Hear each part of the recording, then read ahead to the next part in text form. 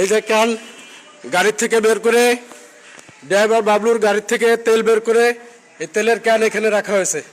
এই যে ক্যান, এই যে গাড়ি, এই যে গাড়ি, এই তেল চুরি করে ওকে বাইর করছে।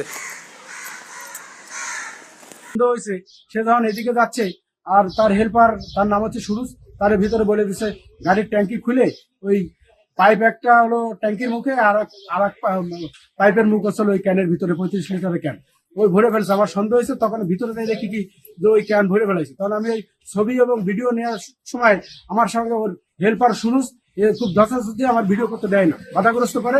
পরে ড্রাইভারকে ফোন দেওয়ার পরে ড্রাইভার এসে আমার মারধর করে আমার ময়লার ভিতরে ঢুকাই দেয়, আমার আঙ্গুল টাঙ্গুল ফাটাই ফেলায়, আমার মোবাইল আশ্রয় ভেঙে ফেলায়।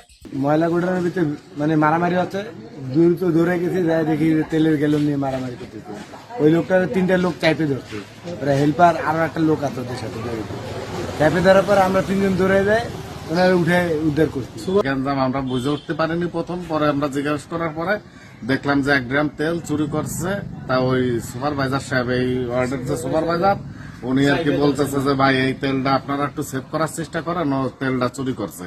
তখনই আমরা ওইখানে ওই তেলটা সেভ করার জন্য ওর সাথে মানে অনেকক্ষণ ধস্তাধস্তি করাকরির পরে যাই হোক তেল ওই যে আমরা সেভ করতে পারিনি পুরা, হয়তো 4-5 লিটার ডিলামে ছিল। বড় অফিসার এসে নিয়ে গেছে এবং আমরা জনগণরা মিলে তারও সেভ করছি, তারও ধরে মাইরে ফেলানোর মতো এরকম মানে দেখি চোখ মুখ বের হয়েছে, জিবলা টিবলা হয়ে গেছে। লিখিত দাও, তারপরে আমরা একটা তদন্ত কমিটি গঠন হবে, সেটি তদন্তে যে বিচার হবে সেটি আমরা প্রশাসক স্যারের নলেজও দিয়েছি, স্যারও এটাই বলেছেন যে এটার একটা তদন্ত কমিটি রিপোর্ট দিয়ে এর একটা প্রসিডিওর হবে, যথাযথ বিচার হবে। সকালে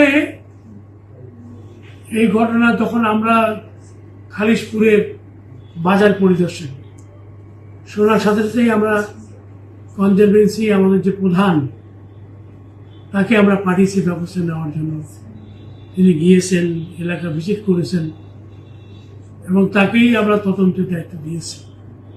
উনি আমাদের রিপোর্ট দেবেন। আমরা প্রাথমিক তদন্তে সত্যতা পেয়েছি, আমরা খুব তাড়াতাড়ি ব্যবস্থা নেব এবং এই ধরনের চুরি যাতে না হয়, বিশেষ করে আমাদের বর্জ্য ব্যবস্থাপনায় যতগুলো গাড়ি আমাদের কাজ করে তারা যেন পরিপূর্ণভাবে সার্ভিস দিতে পারে।